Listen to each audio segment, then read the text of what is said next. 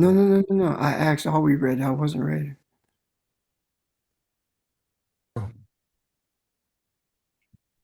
All right, Grand Rising, everyone. Sunday, April 5th, 2026. It looks like about 11:06 a.m. Again, I apologize. I was looking at something and I bounced the question off Pastor and let the time get away from me there. So, uh, we had a excellent discussion on yesterday. A video that Barb had seen that talked about melanin and very detailed way he looked at things and saw things. And Barbara's doing excellent example of kind of breaking that down for us and explaining it. Okay. So we were in the midst of that yesterday. So I'm going to ask if you have any questions. If where's Bob? Do I see a number? Yes. So if you have any questions, we'll direct them to her and we'll get started.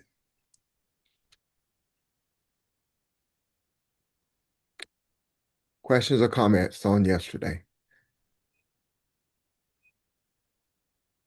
I have a question, or I want to be reinformed again. Sage had said that different entities have different types of melanin, I think he said.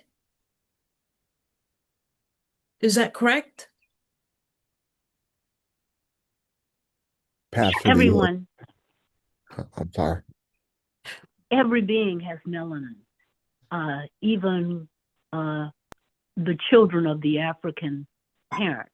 Okay. The issue is it's a different type of melanin, and only I forget what it's called. Human melanin is found in the African, whereas others have maybe a tan looking. It's a recessive kind of thing. It is not the dominant type of melanin. So yes, there are different types of melanin, but the melanin that we're talking about that transforms lives, that enables us to tap into a spiritual resonance is found only in Africans. Is unique to cut. Okay. Thank you. Certainly.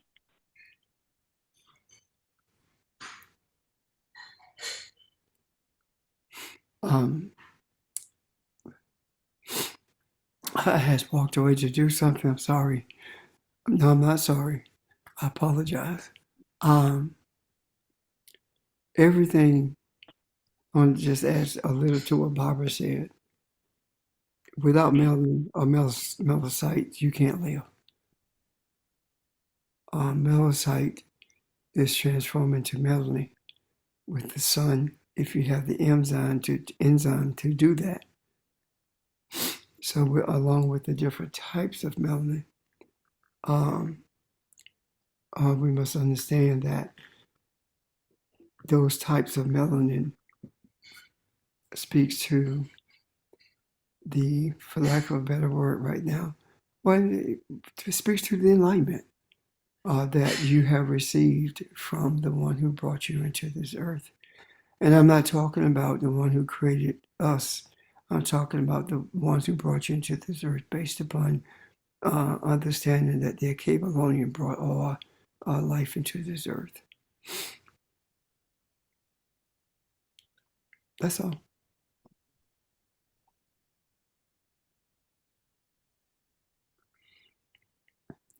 But Mel, is that good? Does that bring you understanding? Yes, it does. It answered my question. Thank you both. You're welcome.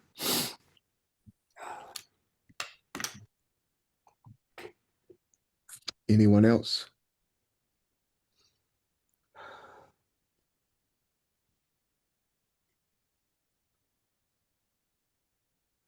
Okay, Miss Barb, it's all yours. Can you please give us a recap and before you start, or before you resume, rather? Well, the resumption will be based on questions, Okay. because I believe that we covered most of or uncovered in a little bit more detail most of what was discussed in the video. But in terms of a recap, we talked about melanin not just being a skin tone or color, but that it was an antenna in a sense for that spiritual realm to which we are connected, from which we came. It's not just skin deep. And we talked about it being dimension deep. In other words, the pineal gland is a doorway in a sense, a type of doorway into the spiritual realm itself, because it allows us to access other dimensions. And I gave an example of sleep being a type of dimension. It's another dimension. When you are asleep, you can do anything. As you dream or you think you're dreaming, anything is a possibility. That's another type of dimension, as an example. We talked about the fact that melanin not only attracts light, but absorbs and holds light. It is light. That it's a frequency translator. In other words, various types of light waves have varying frequency and vibration levels. And so melanin has the ability to translate these various types of frequencies. And I don't think we did it as much yesterday, but it can even translate that into a particle, a material thing, if you will. And that's the hidden part of this power that we have as a result of having melanin. We talked about the fact that this melanin, which is a translator, stores information as well. Mm-hmm. It stores information related to the cosmos, the universe itself, the planet itself, and it stores information from the Akashic records. We have direct access to the Akashic records, which is a type of memory field in a sense as well.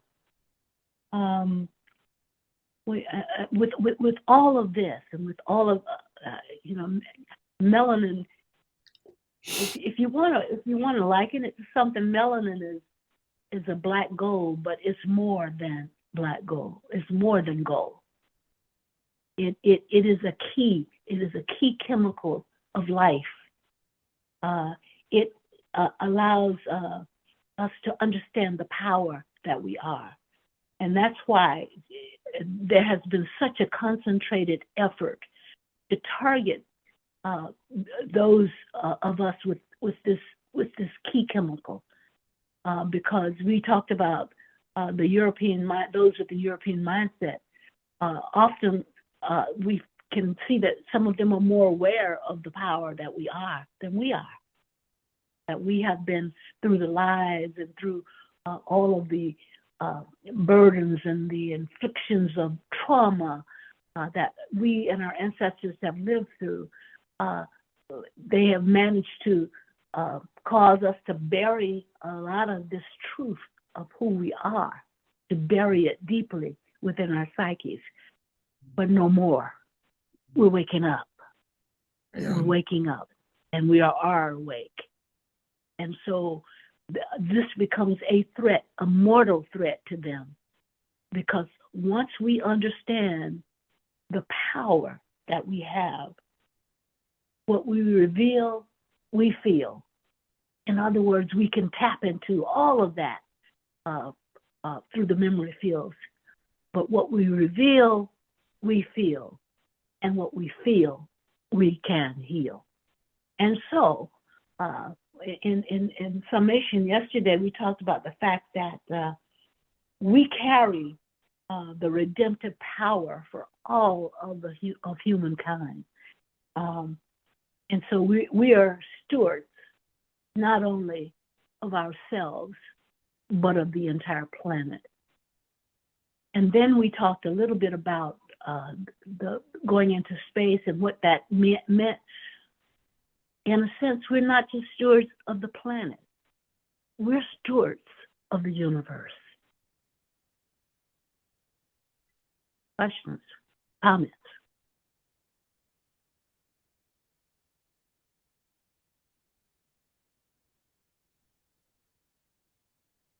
That may imply that, you know, we got the weight of the world on our shoulders. Well, yes, we do. In a sense, we have the weight of the world on our shoulders, but it doesn't have to feel like that. Once we wake up, we understand that it is our responsibility. And along with that responsibility, we have the authority to do what we must, ensure the survival and the safety of this planet, of each other, and of the world, and of the universe. Yeah, That's saying a lot, it is. but that's also understanding who we are and resting in that knowledge of who we are. That's why we can make those statements. What you said, Barbara, is very clear. I see every bit of it. I also see that once we are aware of who we are, we see something. What do we see? We see that, yes, indeed, the weight of the world is on our shoulders, and we are in the process of completing the creation.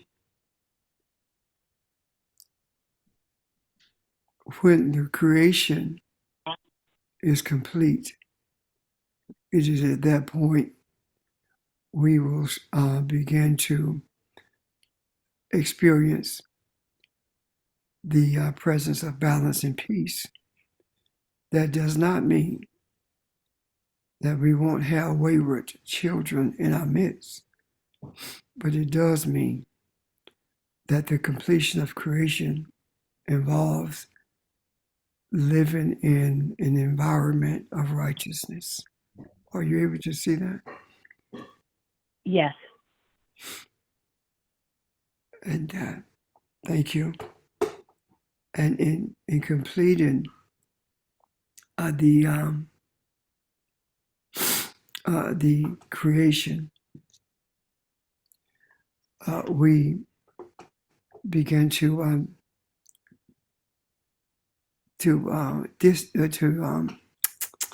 purge, do a continuous purge of where we came from in terms of religion. And when that purge takes place, to me is like shadow work. When I did shadow work, when those things that I dealt with come up to my mind, they don't bother me, meaning that I don't have any feelings about them one way or the other. It's just there. And there is no history of them in me because there is no recall as to where it came from and the experiences that I had. So that's the type of purging that I'm talking about. When So just to make sure I understand you, Pastor, then the completion of creation is the beginning of the purging those things that have been uh that have opposed righteousness or truth. That's the completion of creation, correct? Is that what you're saying? Yes, in a sense I am. However, I'm saying that the purging must take place with us first. Okay. Yeah, we cannot continue to this journey without having been purged ourselves. And we talk about breaking away from religion. We have to also step away from who we were. while we were in religion, while we were under the veil of the system that has brought chaos to the earth. Are you with me, Roy? Yeah, yeah. Now, when I say completion of creation, the reason we all have not been able to complete creation is because we embraced a system that is foreign to us. We were forced to do it, of course, but we embraced it. And now that that system is being purged from us, it doesn't mean we don't feel it. It does mean it does not have the effect on us that it once did. I can hear about things that happen to us individually and as a people, and it does not affect me the same way that it once did, because I do understand that there is no such thing as death. The whole idea of murder, of lynching in itself, does not bring death to anyone. What it does, it brings a revelation to all of us as a people. It reveals to us what needs to be corrected. And when we begin to truly seek to understand how to correct those things that we call murder, that we call lynchings, how do we correct those? Then we begin to find who we are ourselves, because we are the correction for that. If there were no lynchings, if there were no murders, if there were no rapes, we would not be on this journey to change things. If we had been absorbed into this system, the comfort level that we had would have prevented us from from traveling this journey. If we had stayed away from religion totally, we would not have started this journey. Every single one of us who embarked on this journey were at some point in our lives engaged in religion. And because of the questions that were being raised, that we raised in religion, this is what guided us to this journey. And prior to that, the anger, the emotional expressions that we had when our people were lynched, those emotional responses to that are the responses that also played into our seeking truth. And in doing that, we left religion. We left ourselves as we were. We had to die to what we were in order to live to who we are to be forever. So when I talk about the completion of creation, the only part of creation that's left for us to bring to completion is those who have engaged in a rebellion against their creators. And the whole idea of enslavement for Babylonians, the whole concept of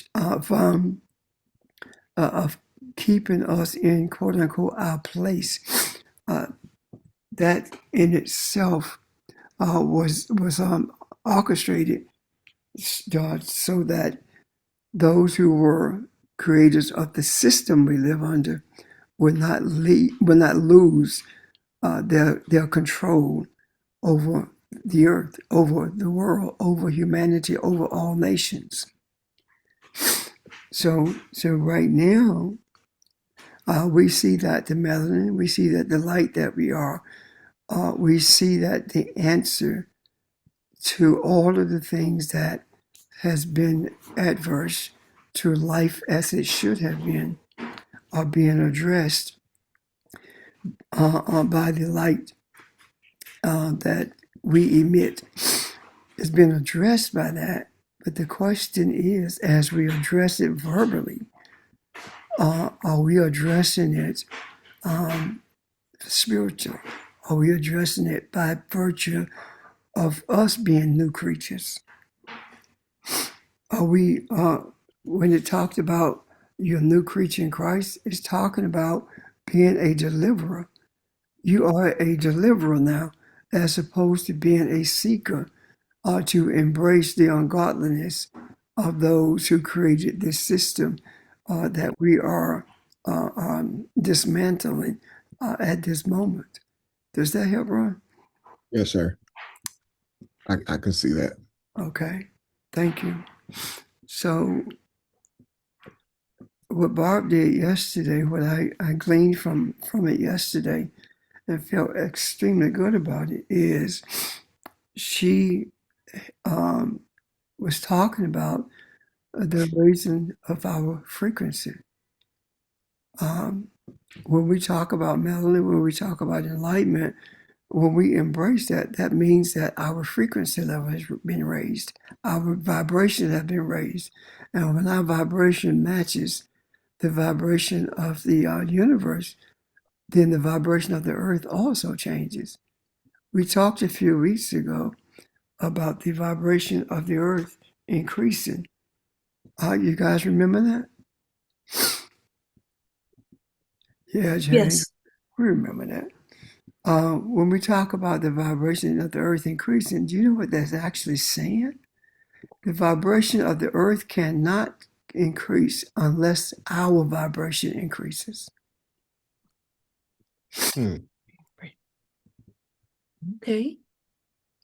So we are the ones who increase the vibration of the earth. Anything that you are hearing from the scientific community or other communities that speaks to any cosmic change or at all is because we are in this earth and we are the ones who raise it. So that tells me that we have raised the vibration to a place where the stakes are extremely high. And in the stakes being extremely high shows us that the higher our frequency is, the more we experience love and kindness, wisdom and peace, the more we are able to be the examples of love and kindness and wisdom and peace. With the lower vibrations, with the lower frequency, we were, our thoughts at one point was a combination of being positive and neutral, meaning that we wanted change, but we didn't know quite how to do it. And therein lie that during that period of time, we were seeking positive change for us as a people, but we were not seeking positive change for everyone else. And that change did not come. We did not understand at that time that the positive change that we were seeking for ourselves was the change that had to take place with us individually. Meaning that an example of our individual change and how it played a part, major part, into where we are, if we look at what is called the followers of Jesus, excuse me, what we see is a group of people who are reflective of the raising of vibration, the raising of frequency levels, and we are told that Jesus did that. No, what does that is when you embrace the reality that you are a deliverer, not just for Cabelonians, but you are a deliverer for everything and everyone in the earth.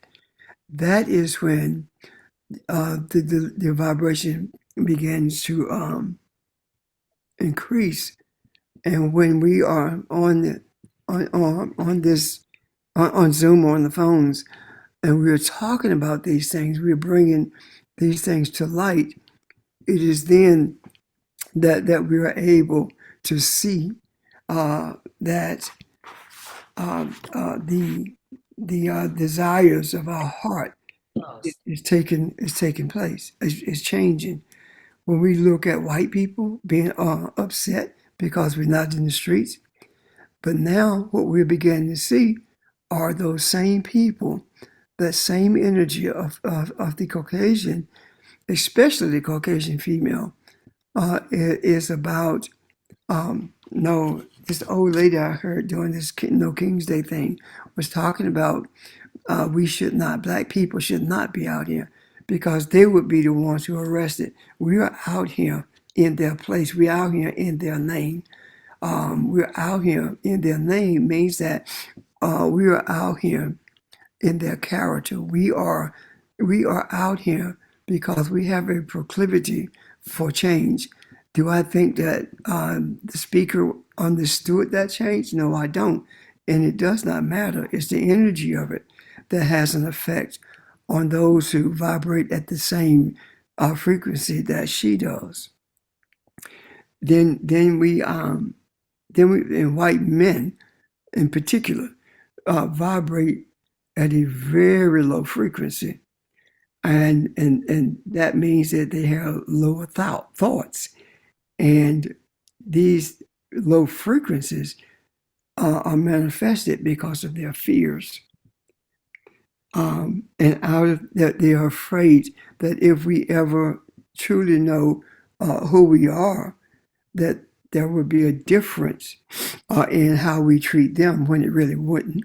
They don't know that their world would be much better without them, without their thoughts functioning from such a low frequency. But they are afraid of us. And in particular, they are afraid of the black woman, the Cabellonia woman in particular. And when I saw the response of Gino against, come on, help me. Staley. Yeah, Don Staley, thank you, Ron. Oh God, I don't feel well today, so my thoughts may be running together, so just help me if you will. When I saw it, when I think about it rather, because I didn't think about it when I saw it, but when I think about that, that is an example of a Caucasian male, a white man, being afraid of losing to a African Cabellonia woman, and when he did, he lost his mind. Mhm. I see that as a classic example of what's taking place right now. And out of this fear comes hatred and violence and chaos. So the fear of losing their position in terms of control of the world is driving them crazy. And the system that's in this world is a Babylonian system, meaning that this system seeks to maintain its control of everything in the earth, and without understanding that we are at a critical point. We are at a critical point where the three major religions, Islam, Judaism, and Christianity, are fighting each other. And each one of those major religions had as their goal to control the Cabellonia population, because they understand that the, for lack of a better term at this moment, the God gene is in us. They understand, they understand that they have stolen the land and resources from us, and they did it in conjunction with each other. And when greed prevails, then when you have no one else to steal from than each other, then that the war starts. And this is not a war that's going to end the way they think it is. The decimation of the capitalist system, the decimation of all these major armies that have been put in place for the express purpose of controlling people, will be decimated as well. The first thing that causes things to begin to decimate in a world of greed is the economic system. When it shifts, when it changes, when its demise is seen, it is then that we can read the handwriting on the wall and see that now we are about to see with our eyes what we have been shown with our eye. And then we will truly recognize that we will truly recognize the truth of Psalms 82, 6 and 7, when they say, I say that you are gods, you are your children of the Most High. And it talks about, yet you will die as a mere man, or you will fall as a prince. When we think about that, what is that? That's encouragement.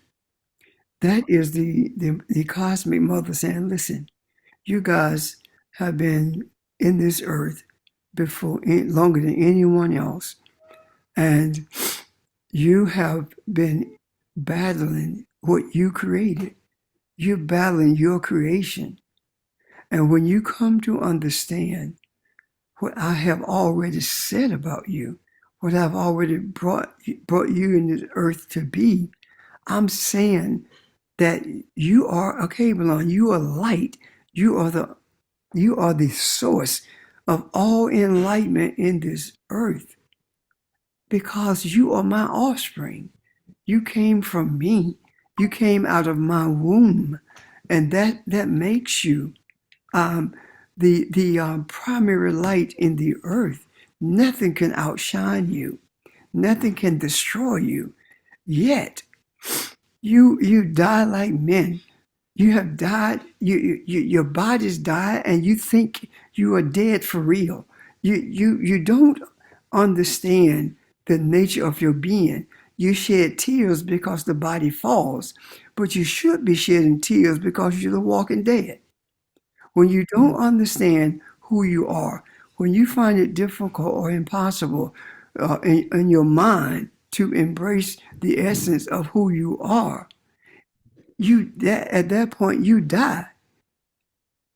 And then it almost says, like, listen at me, hear me.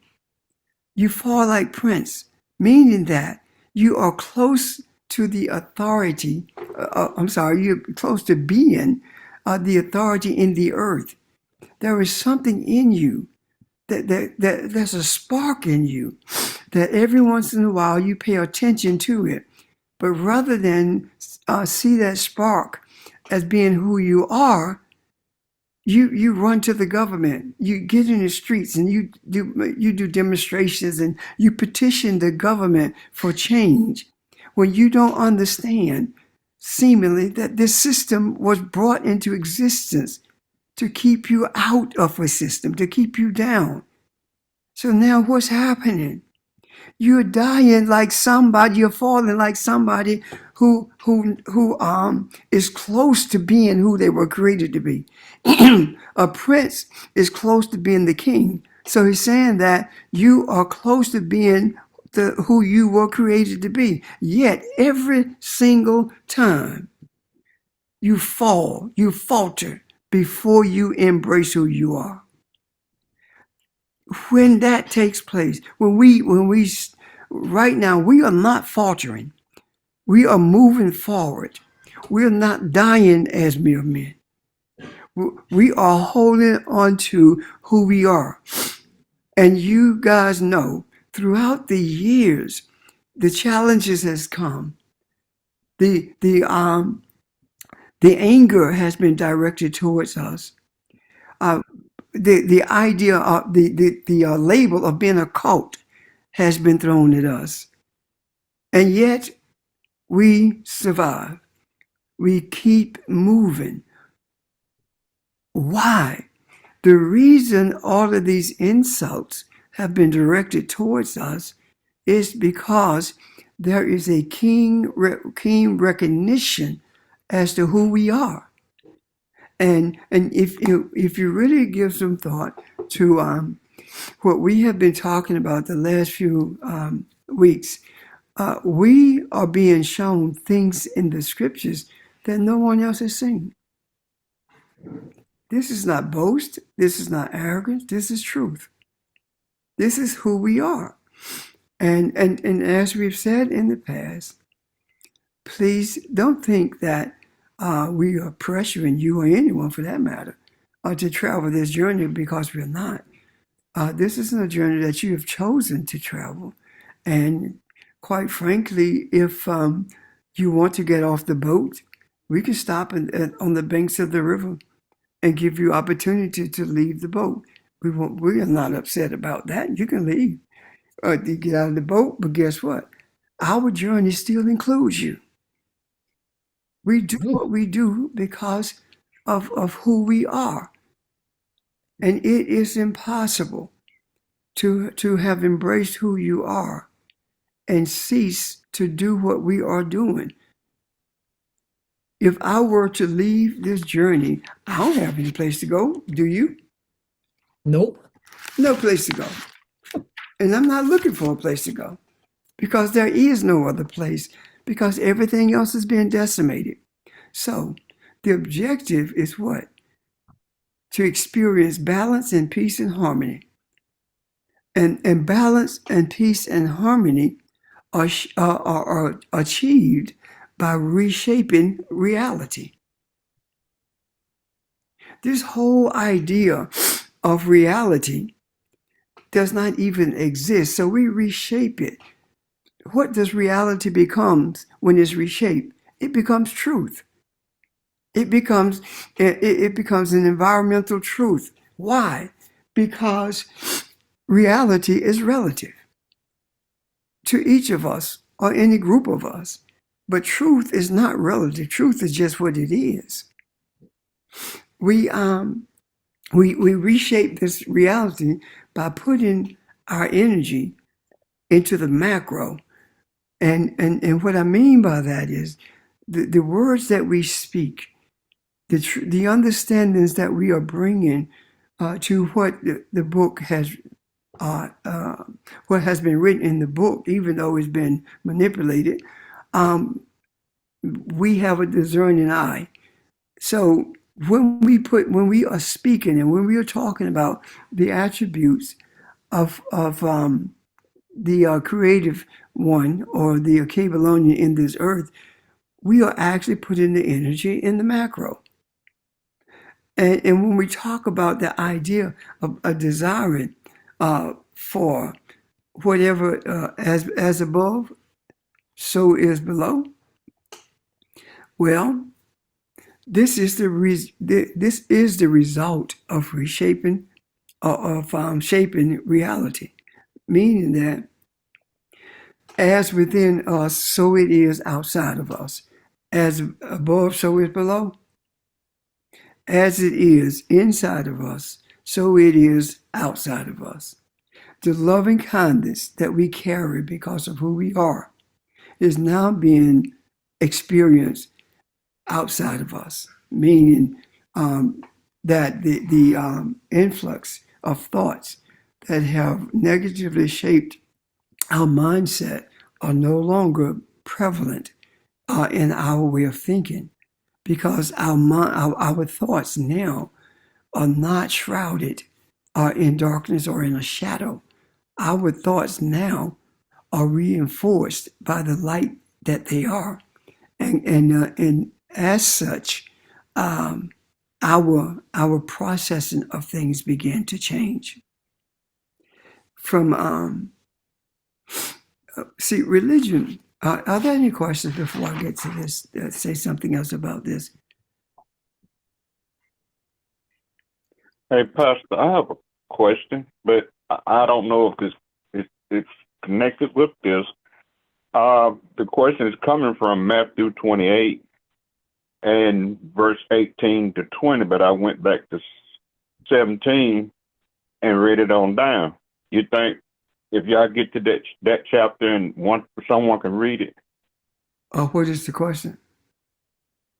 My question is that the one in that when he was talking about all authority has been given to me, is they talking about us? I would have to hear the word from that chapter. You want me to try to read it? Well, you want somebody else to read it, Charles? I'll read it. Yes. Yes. If anyone else has already gotten there, that's not a problem if you were to read it, since Charles has requested that. So, he says, Sir? I'm talking to myself pretty much. Matthew, right? Matthew 28. And I started from, it's supposed to be 18, but I went to 17 to get the full gist of it. Okay. 17. Okay. Matthew 17 says, and when they saw him, they worshiped him, but some doubted. This is in keeping with what I'm getting ready to say, Charles. Oh, okay. And Jesus came and spake unto them, saying, all power is given unto me in heaven and in earth.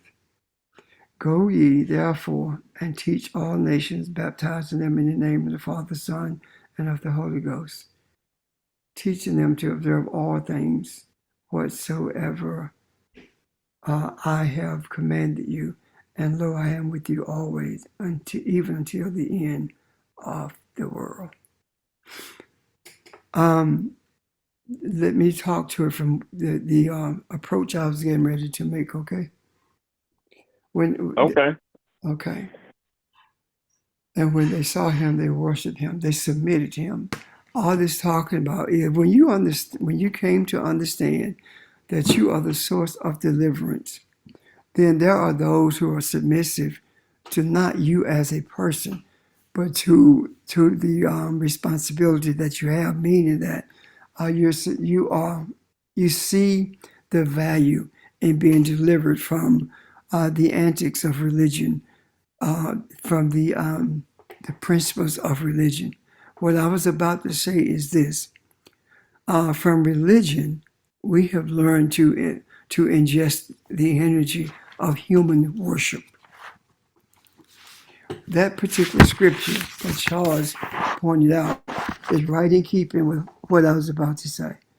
Religion taught us to embody the energy of human worship. How?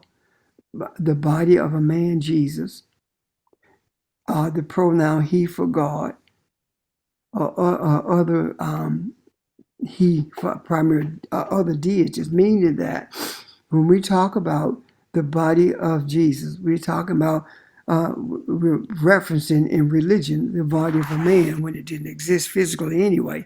So we are not only being taught to worship a body, but we are also being taught to worship Caucasian males subliminally by virtue of this entity that was deemed to be Jesus being depicted as a Caucasian male. And that Caucasian male is to be worshiped by us becoming cannibals, ingesting his body and drinking his blood.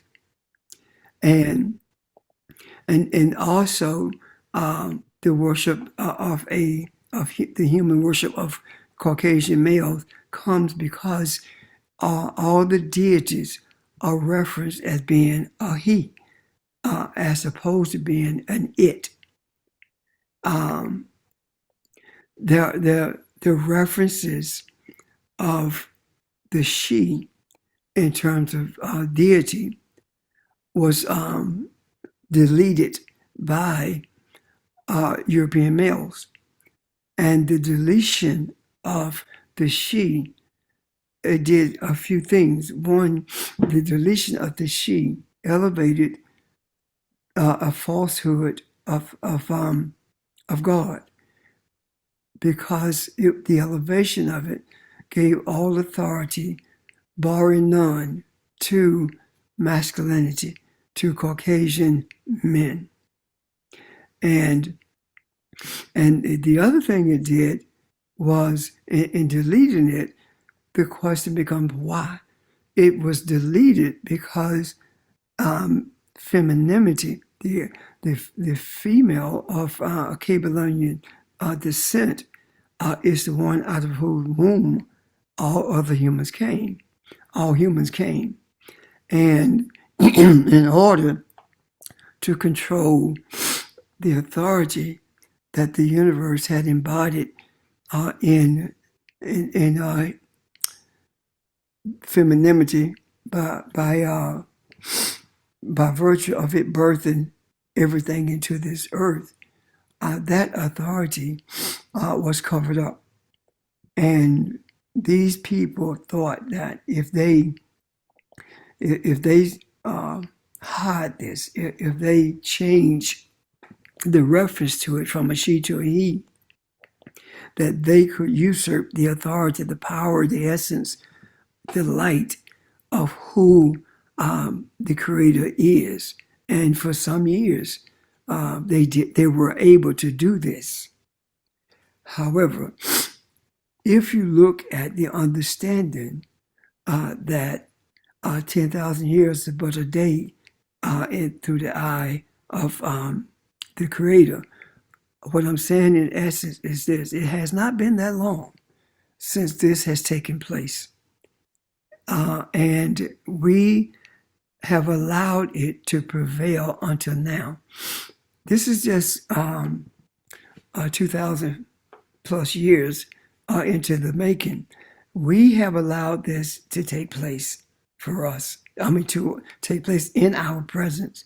So now what we are doing is making sure that the energy of deliverance is more available than the energy of human worship. The more energy that we give to a thought, the stronger that thought becomes until it is manifested or until it's dispensed with. So what am I saying? I'm saying the more energy that we give thought to being human worshipers, without even saying we're human worshipers, the stronger that thought becomes to us. And when we begin to travel this journey, and we are seeing the true nature of what we have been taught, it is then that we learn how to dispense with this thought of human worship, this thought of the domination, manipulation, and rulership of Neanderthal men. Question, Charles, does that help?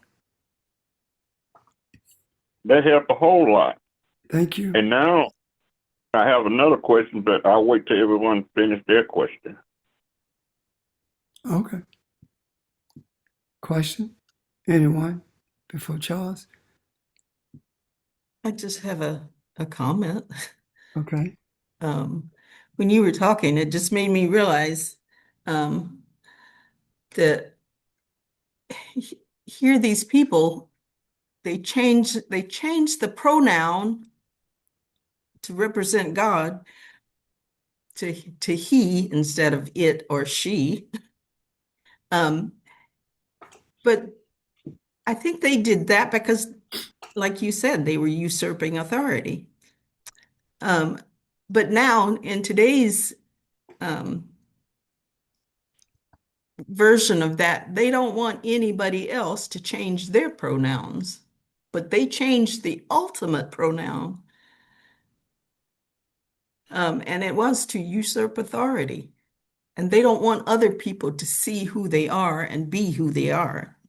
Yes. They just want them to follow whatever it is they say is the truth.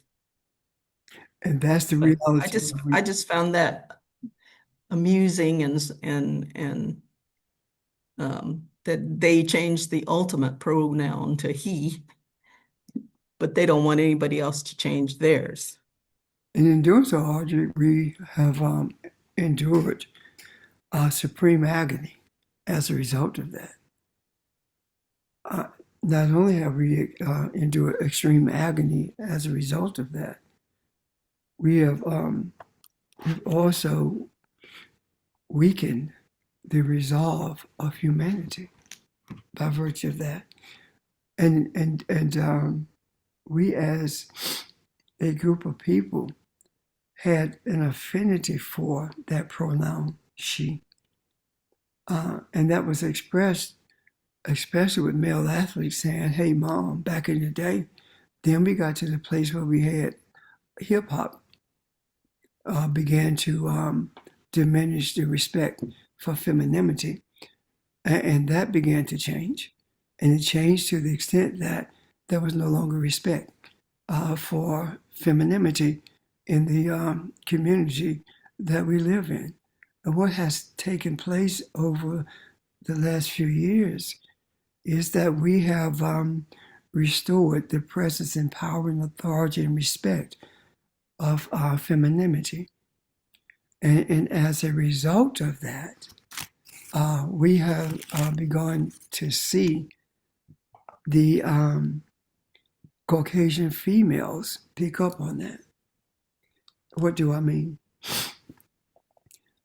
Caucasian females are the ones who are primarily talking about how white males are the problem and how black women has the power and strength to accomplish anything. Where did they get that from?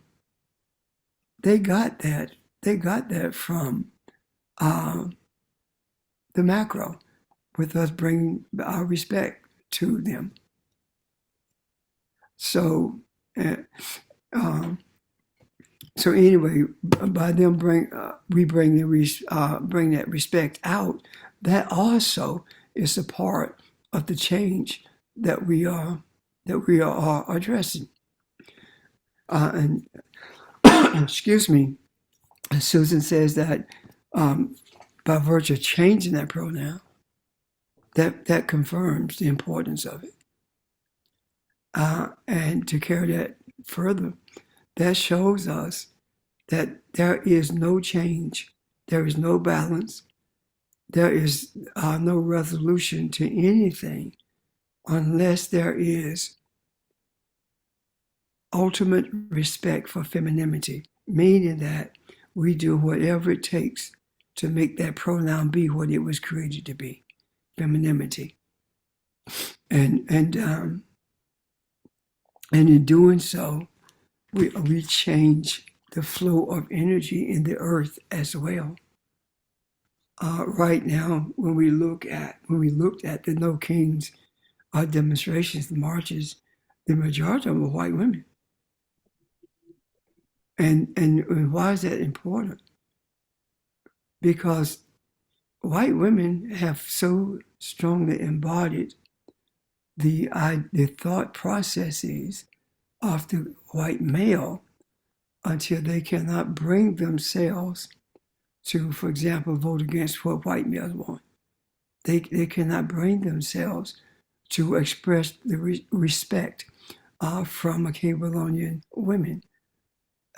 They see themselves as being the keeper of the gates, meaning that they see themselves as sitting on their couch and talking about how bad things are.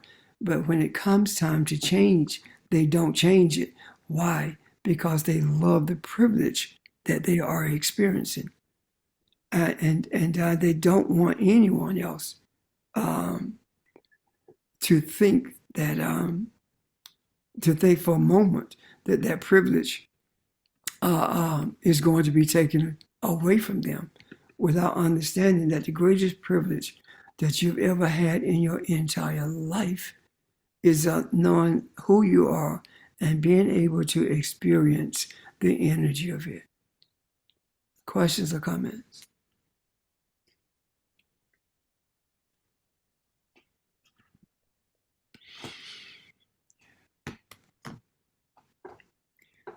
Barbara, is there anything you want to add, babe? No, I think for now, no, I don't believe so. Okay. Let me ask something right here then, Paul. There was something we discussed yesterday. Something was said on the video. I can't seem to get out of my mind, and that's the word shadows. Uh, and I know we talked about yesterday. I'm trying to remember how it was worded on the video. They said the more memory and the more shadows we are capable of integrating. I can't remember how it was Yeah, worded.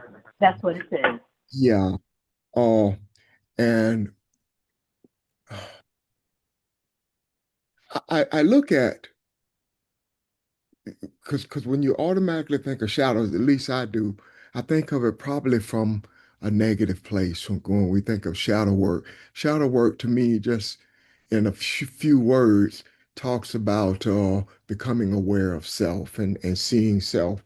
And we think of that in a way that there are things that I have put away that I didn't want to deal with or hidden. But the other side of it is each and every one of us on this line, at least I'm supposing so, are here because of a shadow, right? We were in a religious setting and there was something inside of us that says, there's more.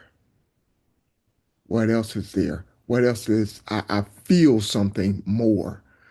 And you decided to pursue it and it led us here. So the integrating of the shadow is, to me, speaks to the here and now because the more deals with the other things that he talked about on the video. It most of the things, because he named a lot of principles, but a lot of them had to do with generational, ancestral, or transcending.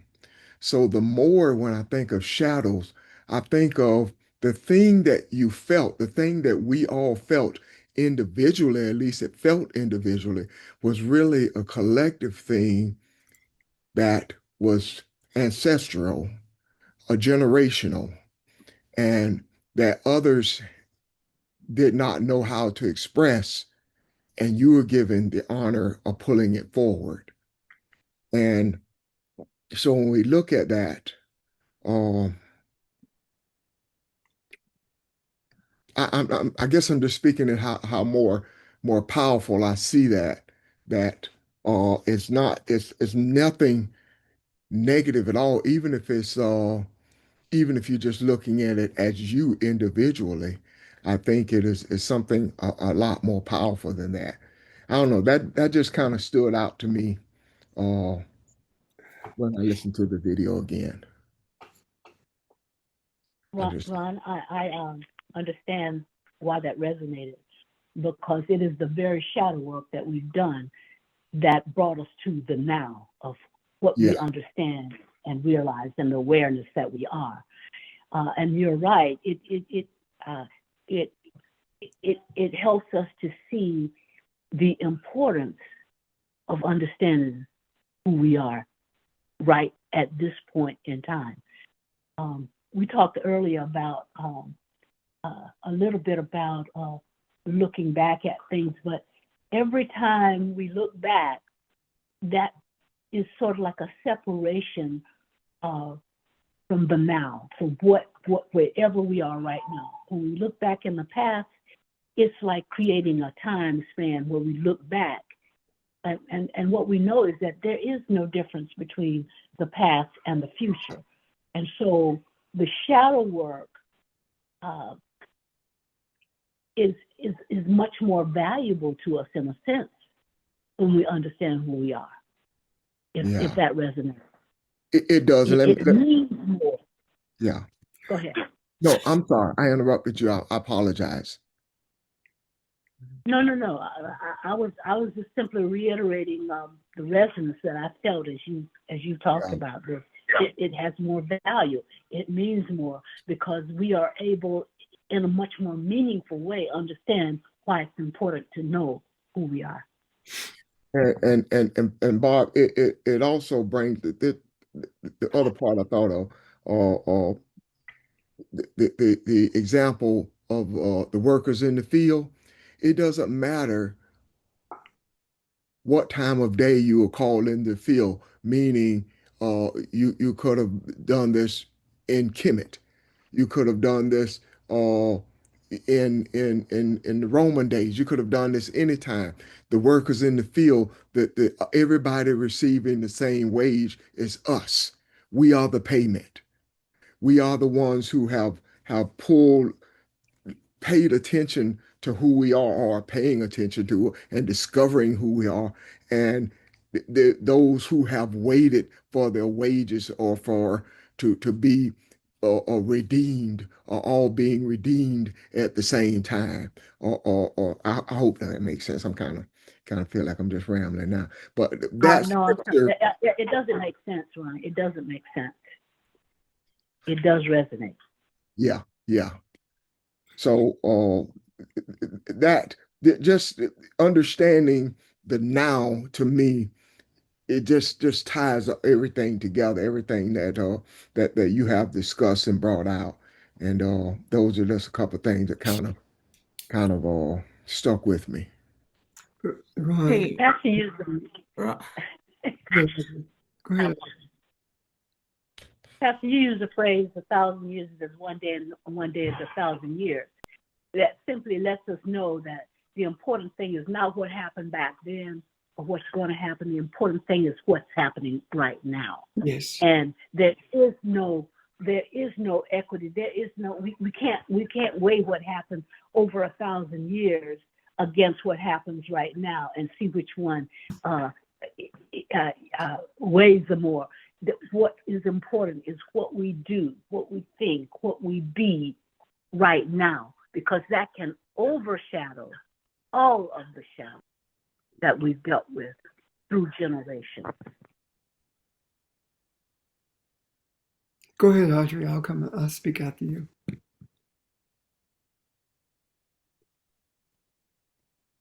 Audrey? oh, okay. I didn't realize you were talking to me. Well, I was going to respond to Ron, and I was when he said the thing about on the video is talking about how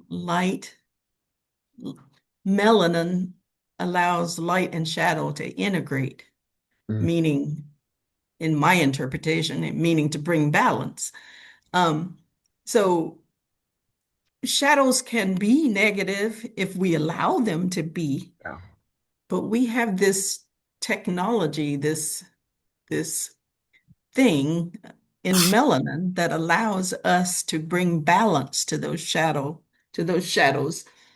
And I think that's why we have been so resilient. Of all the things that have happened to us over the last 400 years, we still are resilient.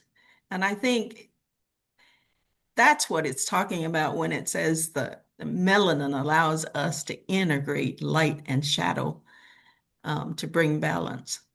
Because otherwise, how would we have survived? I mean, there had to be something to it that allowed us to survive and to rise, as Maya Angelou would say. Anyway, thanks. Right, as long as heels of what you're saying, Audrey, with shadows, for I walk through the valley of the shadow of death. Not death, but shadows. Shadows have no power. Shadows cannot hurt you unless you allow them to. Shadows only have the power that you give to them. Exactly. And that is the reason it's important to do that shadow work and complete it. Not talk about it, but complete it. Because you come to an understanding that it cannot hurt you. It causes you to hurt yourself.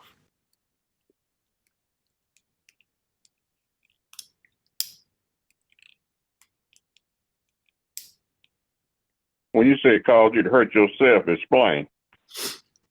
If I am upset because of what somebody did to me or said about me 30 years ago, then when I think about it, I'm still angry about it or I'm still upset about it.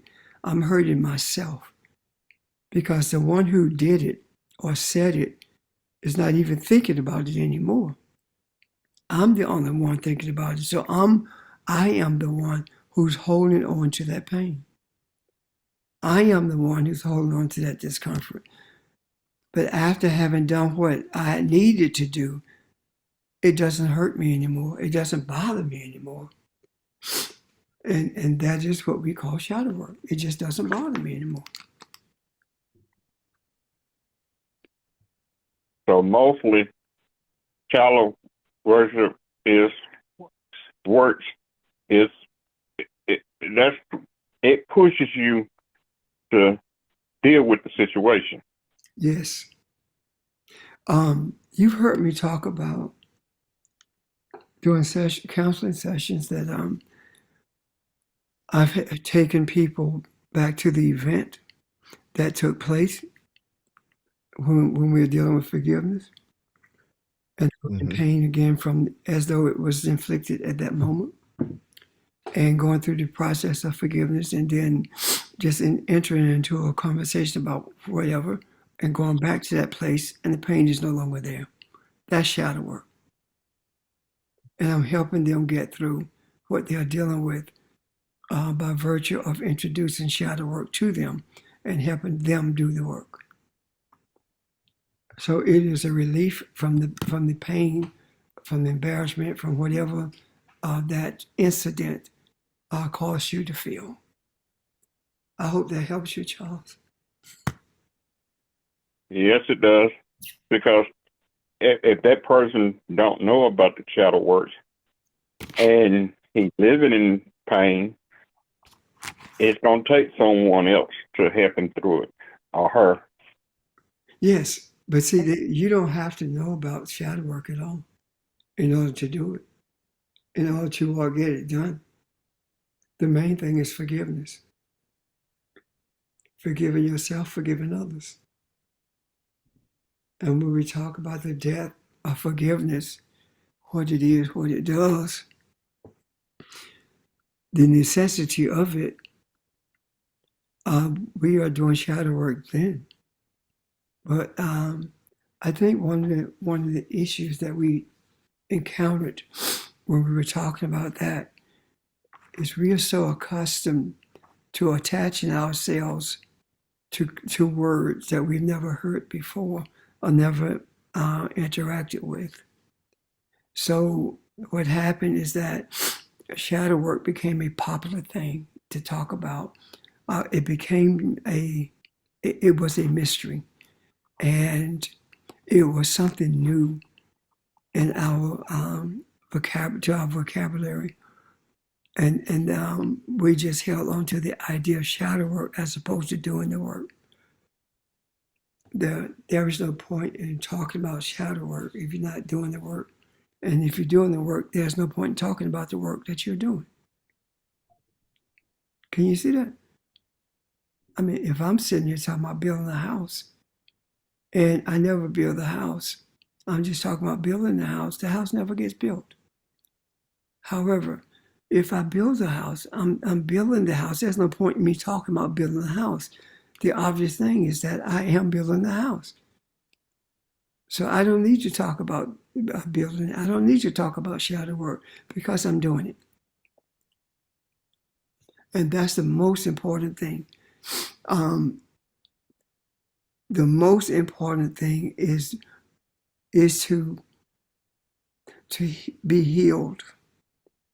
For the physician to heal himself, for us to find healing, and to find deliverance from all of those things that has beset us for all of these years. And I'm going to say something that we've talked about for years, but I don't know whether we really delved into it or not. The shadow work that all of us have as a people that we must do in order for us to be God. That shadow work is trauma. The trauma that we encountered from enslavement. You can't traumatize God. We were traumatized as men, mere men. We were not traumatized as what we were created to be. You can't traumatize a Kabbalah. Are you able to see what I'm saying? You can only traumatize a human. So if you are still dealing with the trauma from enslavement, then that's some work you need to get done.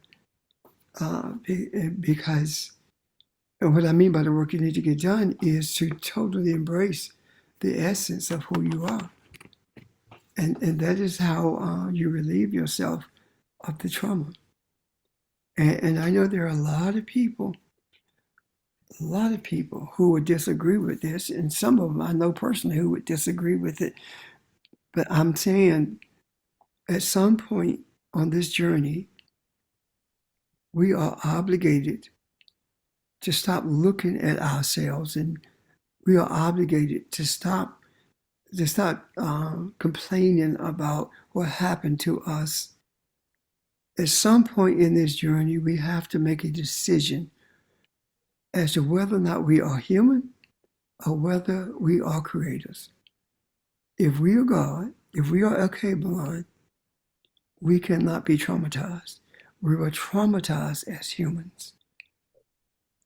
Embrace who you are. That light that lives in the pineal gland, you cannot traumatize that light.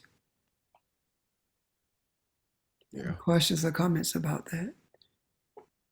Or maybe I should ask you, are you able to embrace or see what I'm saying? Yes. Ashe. So, Pastor, Okay. I'm seeing what you're saying. And I guess as you were speaking, if I'm holding on to the trauma or if I'm holding on to anything that keeps me from recognizing who I am, is that not living in the now? Or does it not really have anything to do with the now? If you're holding on to, thank you. If you're holding on to something from the past, Kat, you're living in the past. That's what I thought. Okay. And you can't be as effective as you should be in the now if you're living in the past, because you're living in a space that does not exist. The only thing that exists now is the now. Can you see that? Yes, I can. Thank you. Thank you. That was one of the questions that popped in my head yesterday afternoon, and I did write it down, and I mentioned it to Pastor somewhat, and looking at the past, present, and future, and spiritually, what is the now? When we talk about the now all the time, do we really understand it? How we bring this thing together, and what is it we see when we talk about the now? Because we say it a lot.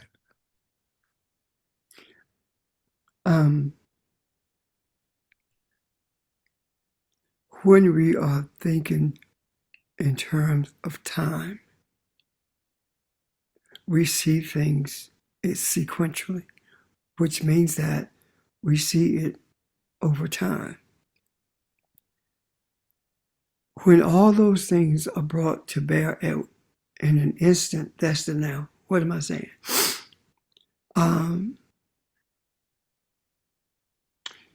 The trumpets. One says all the trees in the greenery will be burned because of what falls from the sky.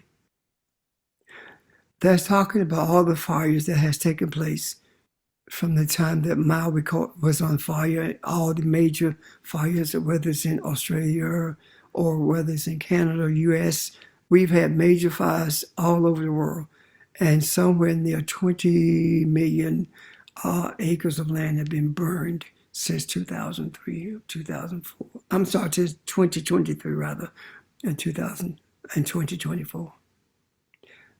Now, the second one talks about the poisoning of the water, contaminated rivers, talking about killing the waters. The third one talks about the sky being dark, the darkening of the sky, and scientists talk about nuclear confrontation. That's not what he's talking about at all. Now, all three of those things appear to be different, but those three things are happening right now. How do I see that? Because the rivers are still being poisoned, the fires are still taking place, and the darkness is still covering the earth. That is the now. We can see it sequentially over time, but once we see it sequentially over time, and we look at what's happening now, we see all those three things are taking place this very moment. The fires are still burning, the water is still poisoned, and the darkness still prevails. Right now. Does that make sense, Ron? No, I'm sorry. Can you see that, Ron? Yes. So it is the way we process it that determines whether it is the now or whether it is we're living in the sequence of time.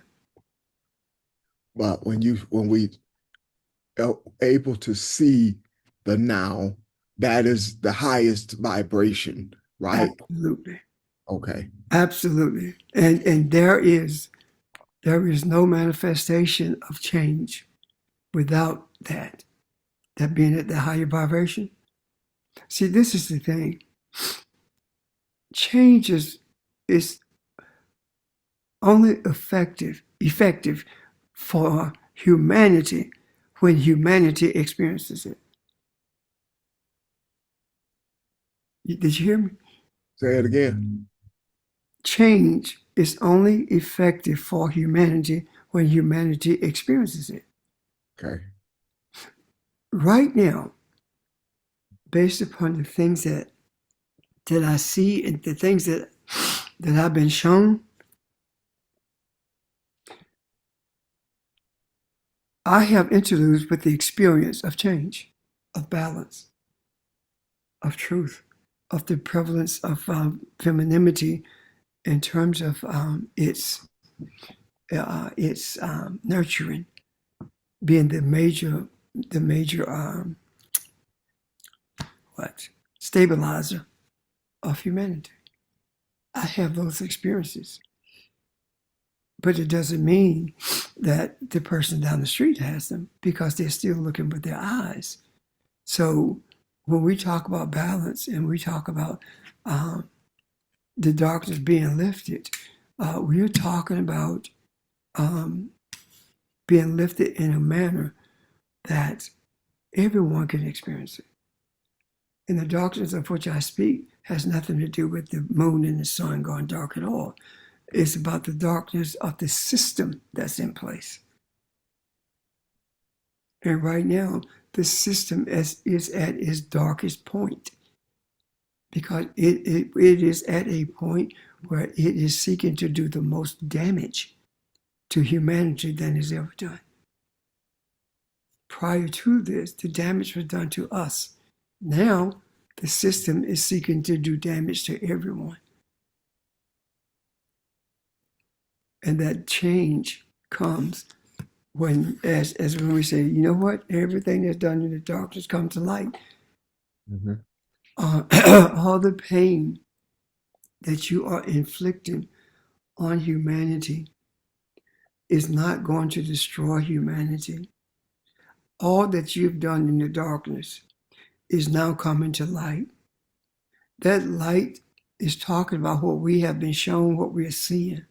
And as far as humanity, they are beginning to see. They see a spark of that now. They see a slither of light in terms of seeing what's happening in the dark. And right now, They are looking for, they meaning the bulk of humanity is looking for the status quo to be maintained, when that's not going to happen. At some point, we will be in a space where they are able to see also the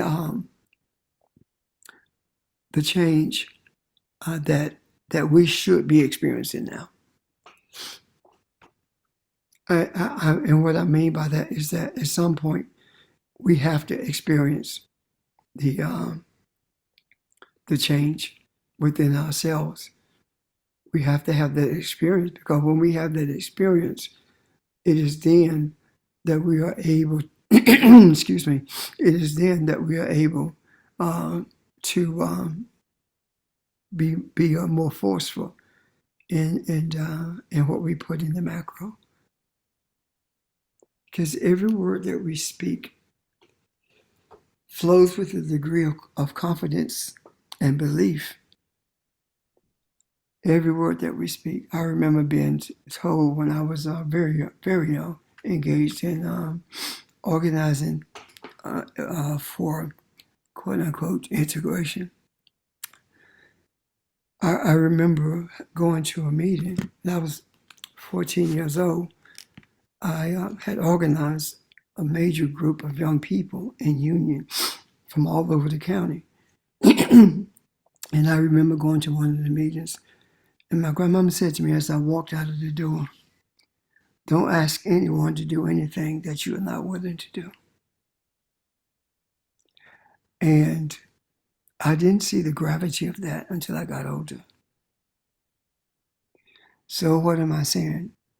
How can you expect others to experience the manifestation of change if you can't? You're asking them to experience something that you're not even experiencing yourself. So how are you going to know that they are? You don't know what it looks like. It's important that we have those experiences. I'm done.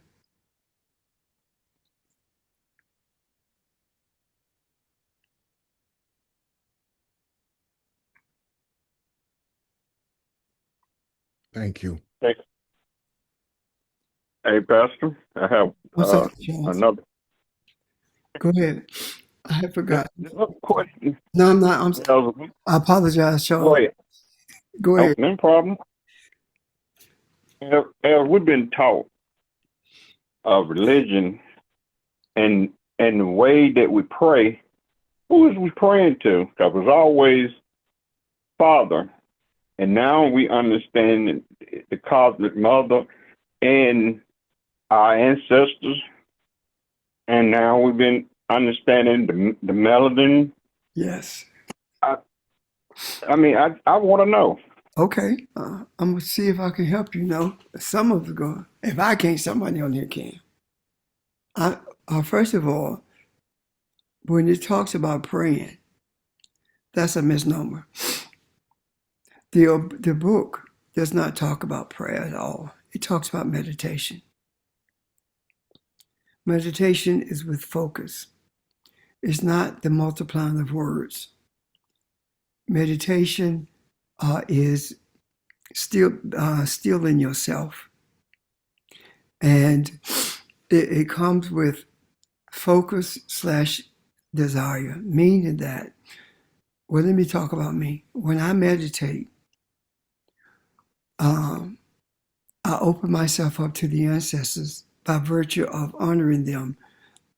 Their honor is lighting the candles, sitting in their presence, and I sit in darkness because the light becomes more prevalent. And I sit and I ask the ancestors to engage with me, and whatever they seek to embody me with, I open my heart, I open me to receive it. Now, also when I meditate, I focus on the light that's in the center of my brain, the pineal gland. And by doing so, I am seeking to activate it. And I'm seeking to activate it, but I'm not saying, oh, pineal gland, I want you to open up. No, that is simply the desire that I express by virtues of focusing on it. And I have found that in doing that, I have increased my availability to archaic consciousness. I found that I'm shown things that's not in the book, and the things that are in the book, I am shown what they really mean. But all of that comes from focus. Prayer we've been taught that prayer is speaking. No, it's not. For years I say, be quiet and listen. I didn't know what I was saying, but I do now. Be quiet and listen. So you're not praying to anyone. You're opening yourself up to receive from the ancestors. Can you see that, Charles? I see it now because we was always talking in prayer, and how you can listen if you're always speaking. Right. So if you keep talking, I keep talking, everybody on here keep talking, nobody's talking about anything. So all these things that we have been taught that we are to do in order to get answers, none of them have worked. Because if you be honest with yourself and you ask yourself, how many times have you prayed and you saw the results of prayer? How many times have you prayed for someone and their state changed? Then you ask yourself, how is it that our focus and desire for the ancestors to guide us, how is it that that guidance have resulted in us seeing who we are, but not only that, has also resulted in the uncovering of those things that have been hidden but yet have been detrimental. When we have been shown that, now we understand. The ancestors are saying that you are the one to bring redemption to humanity. And that redemption cannot come if you don't know what needs to be redeemed. And we're being shown what needs to be redeemed. We're being shown that every day of our life. Are we not? Oh, yes. Okay. I'm done. This is another thing I'm seeing too, Pastor. I'm seeing that you it make me think that you were Joshua, showing us how to move in this maze that we've been in, showing us how to get through that. And once we get through that, there's no telling what we would be able to do. I'm not saying that everyone outside don't know, but we in this bubble now, getting guidance through this maze. Yeah. And once we come through that, it's nothing that we won't be able to do or face. You're right.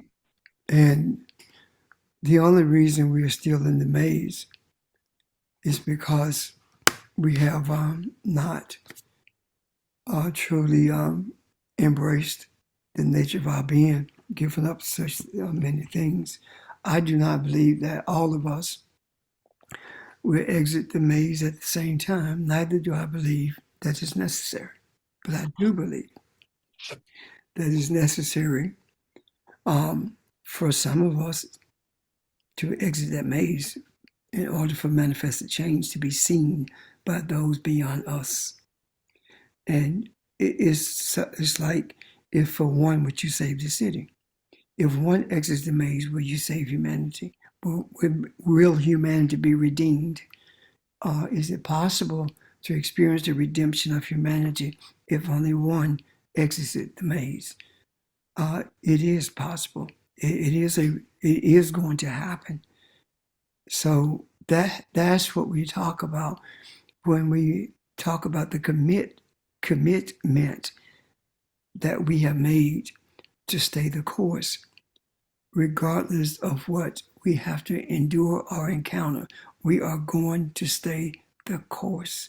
And that is a commitment that we have to make first individually before it can be a real commitment collectively. I'm done. Thank you. No, thank you. You're welcome. Mr. Ron? Yes, sir. Anyone else? Thoughts or questions? Good session. Good discussion. Well, thank you, everyone.